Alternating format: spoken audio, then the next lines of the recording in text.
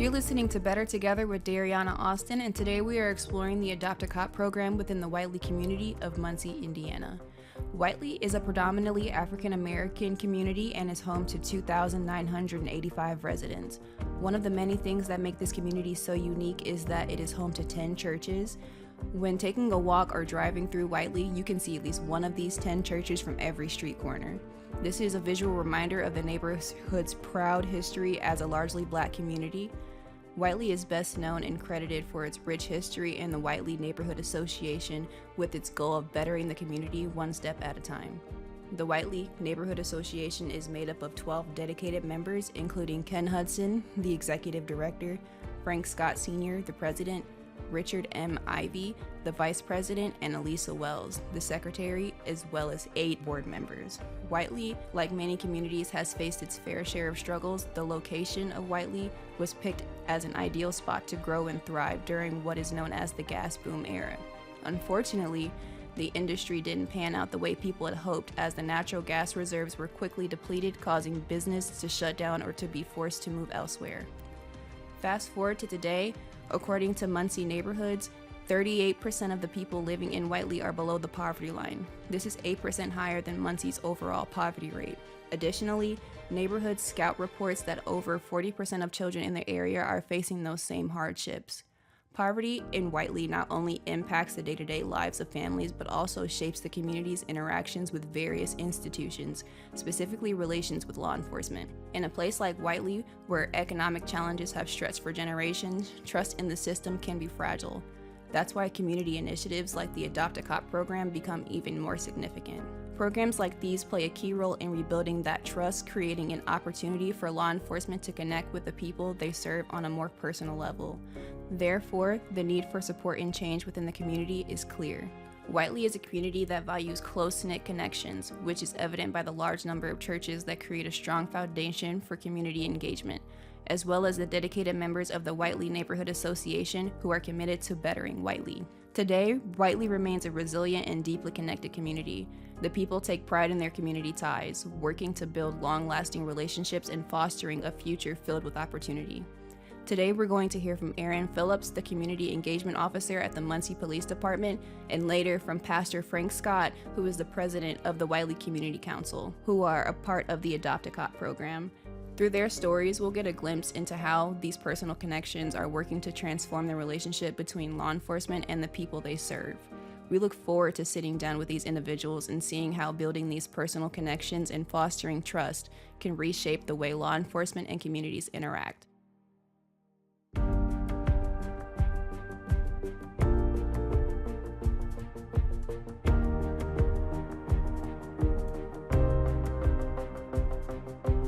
I'm Andrea Dixon, the co-host of Better Together, and I'm joined today by Arin Phillips, the Community Engagement Officer at Muncie Police Department and an active participant in Whiteley's Adopt a Cop program.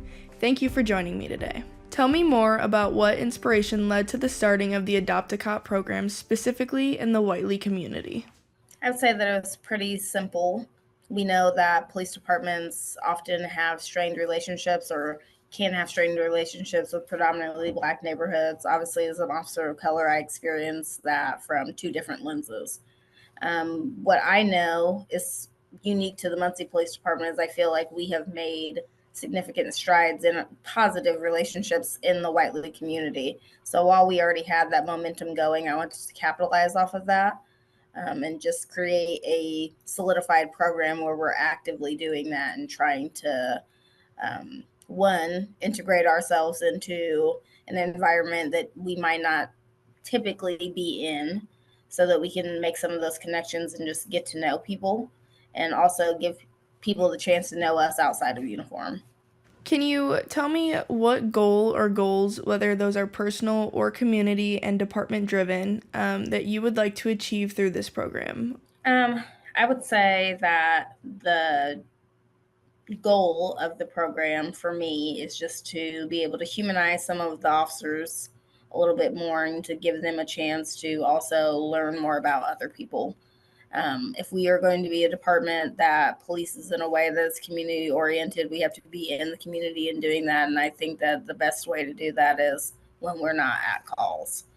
So in this way, we become members of a larger community where we are not necessarily in charge of a thing, but we're looking at the police more so not as referees, but as teammates within a larger context of community. And I think that this program is an opportunity to do that and to further some of the initiatives that the department is working on as far as community oriented policing, problem oriented policing, policing that is not historically punitive.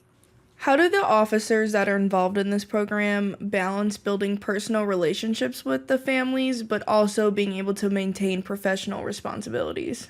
I think that through the program, we're seeing two things, right? As officers, I am a police officer, but I'm a mother, I'm a friend, I'm a daughter. I have other interests. I'm a board member. I do tons of other things. So just like I have outside relationships completely independent from the police department, this program is no different. What we're trying to create is just a space where you hopefully build a friendship with somebody completely outside of what we do. So we don't go in and talk about everything that we do all day long because there's so many more facets to me and my fellow officers as people. And that's what we're trying to highlight is while we have an interesting job that people are interested in and want to know about, what other factors of me make me, because I'll be a cop for a certain number of years, but I'll be whoever I am at my core forever. And that's what we want to highlight and give a chance to shine through in this type of program. How would you personally describe the impact that the Adopt a Cop program has on the community? Why do you feel it has this kind of impact? I'll speak more so for my community, which is my smaller community, which is MPD. And what I've seen there is a difference in how we speak about certain neighborhoods, a difference in how we approach certain situations in neighborhoods or we think about things. Now we have resources where if they have a question about something, you can pick up the phone and directly call somebody and do some things like that. I think within the context of policing, when we look at neighborhoods that we are trying to build relationships with or mend relationships with, and I think it's a little bit of both. We look at more so, I don't want to just look at it as how many calls we go on there, but how we show up to those calls, right? What kind of professionalism are we arriving with on those calls? And I think through establishing relationships, we've seen a heightened sense of professionalism and also almost of like when you feel like you have a bigger part in the community, you feel like you have a role there. And I think that we're seeing some of that and some pride in how we show up in that space and how we interact there. And I think that that is, for me, something that I've been very proud of from this program and something that I was hopeful to see. And I feel like that has paid off from our end, at least. Can you describe how the Adopt a Cop program shaped your perception of yourself as a police officer? How do you think its impact will continue to influence your role and a sense of identity in the future? That's a good question. I would say for me, this was something that has been on my heart since I started and the type of police officer that I have always wanted to be. And I've always just been. So I think for me, when I started thinking about this program and Pastor Scott and I started kind of kicking around the idea of it, it wasn't so much me thinking about myself. It was me thinking of other people who I think also have the desire to police in the same manners, but have not always been able to have that direct line to people to just talk to people. Um, we know that sometimes when people are different from one another, they don't have that natural time or space to just build relationships. So for me, when I was thinking about this, I wanted to create kind of a safe space for the families as well and for the officers to come together and to build those relationships. So I know this program has been very special to me for that reason. It's really one of the only programs that we have that deals with adults in this type of space. And I, like I said, I love Whiteley. I have deep ties to Whiteley. Um, Learned a lot when I was younger in Whiteley, went to church there. So I kind of grew up in Whiteley as well. So letting people see Whiteley through a different lens and letting people see my friends at the police department through a different lens is what, for me, I'll take away as something that has changed me probably professionally, and seeing how beneficial that's been already and getting to hear the stories on both sides as kind of an intermediary figure in the program has been really, really beneficial to me.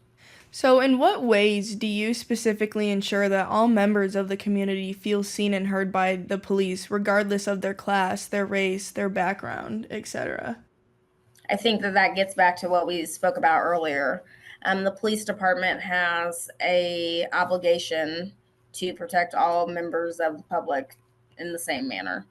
I think when we look at the methods of policing, and not just here in Muncie, that's really a United States thing, the way that we have chosen to police. We saw kind of a rise of having officers in schools, and then we saw a rise of kind of like a more militant police force.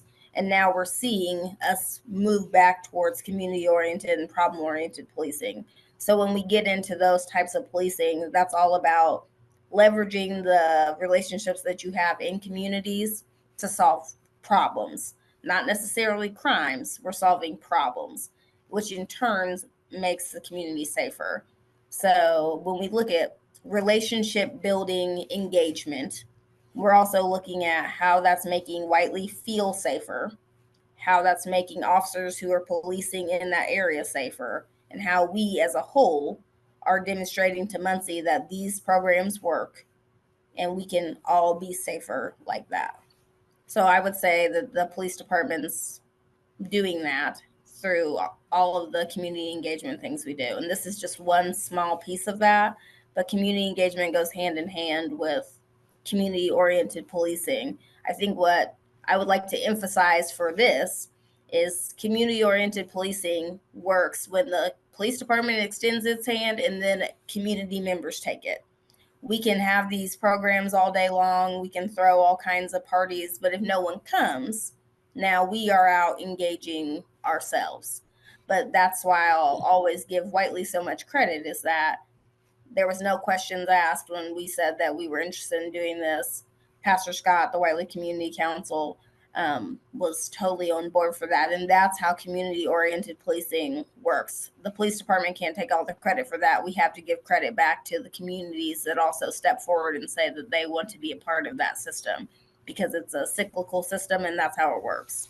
Okay, so if you could give any advice to other officers that would maybe take part in this program in the future, what would that advice be? I would say do it. Try it.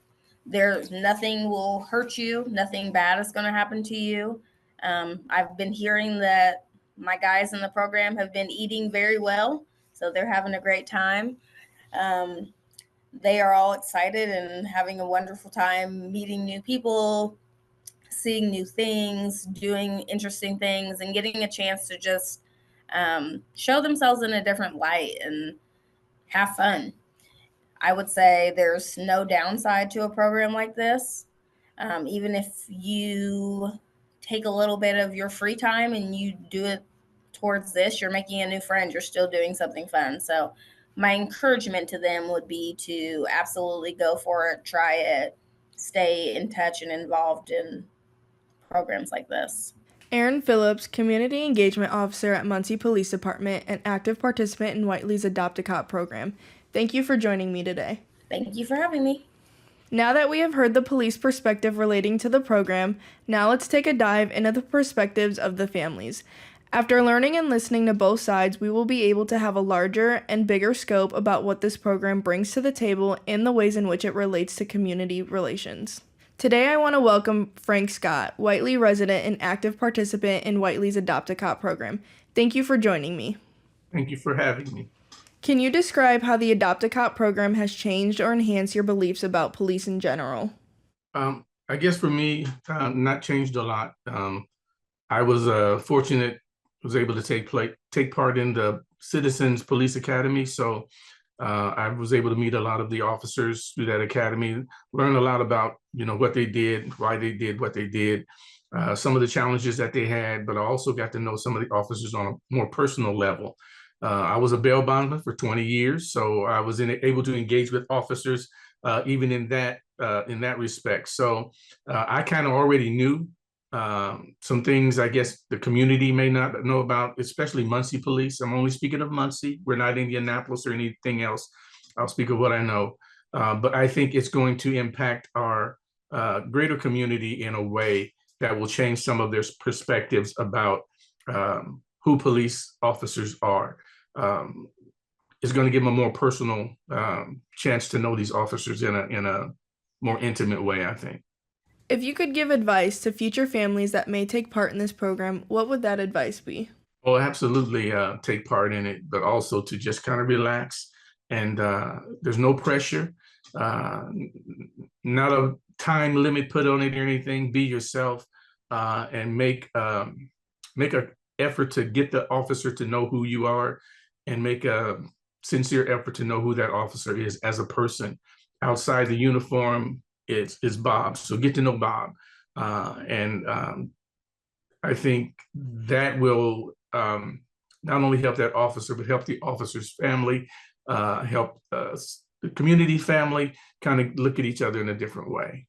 Can you tell me more about how you think this program will impact your family in the future, and how you hope this program will influence your children's perception of law enforcement?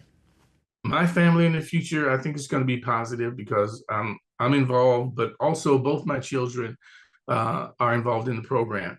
So that means my grandchildren are involved in the program. So they're going to be introduced to officers in a different way. They're going to know Officer Bob, but they're also going to know Mr. Bob. And they're going to know both those aspects of him. And he has a family and he has kids. Oh, his kids go to my school. And those kinds of things, you see them on a more personal level.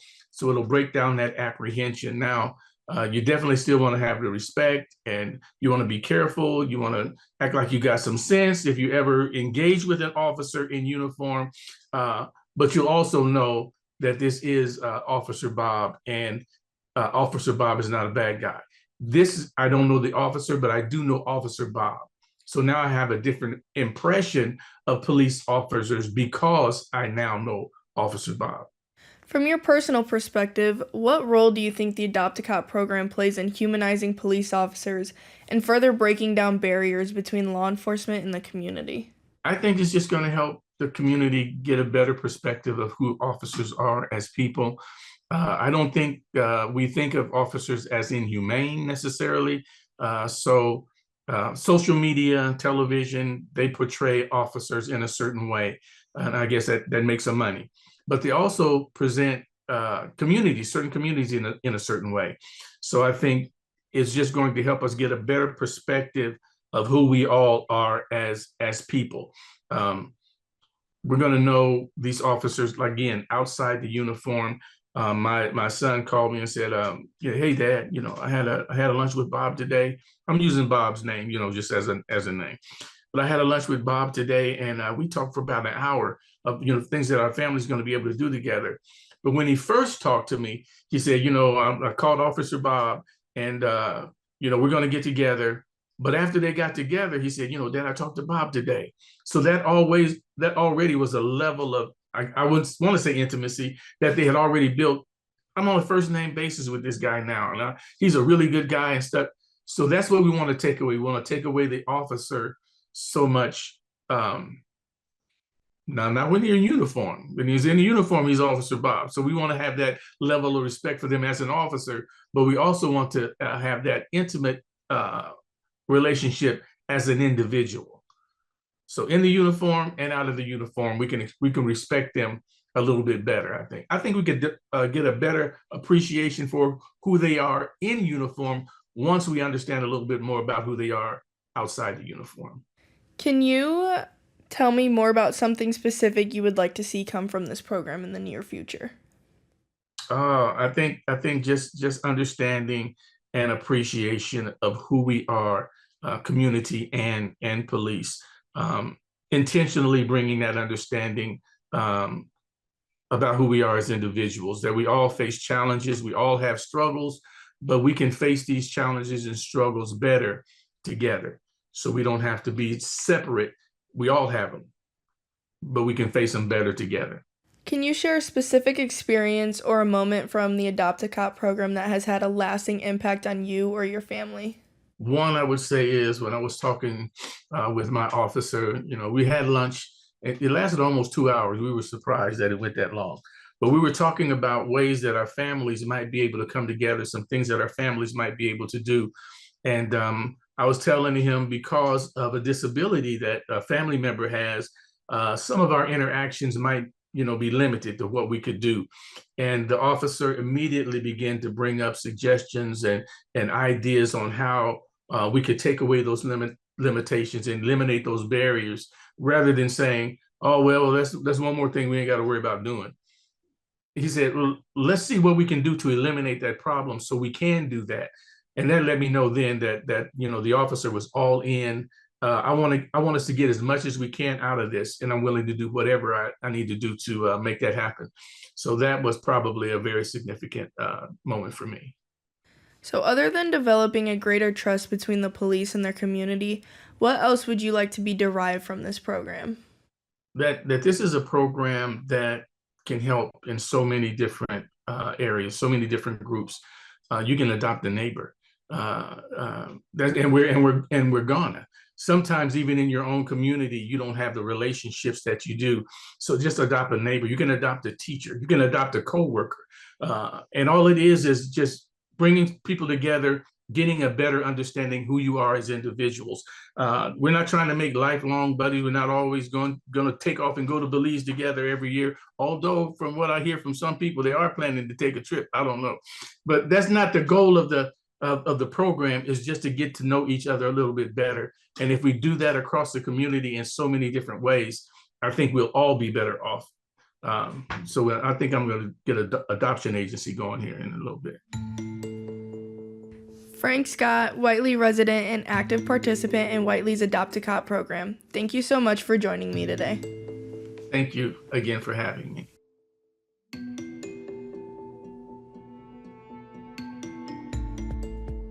Before we close out the episode, we would like just to thank the individuals that we were able to interview.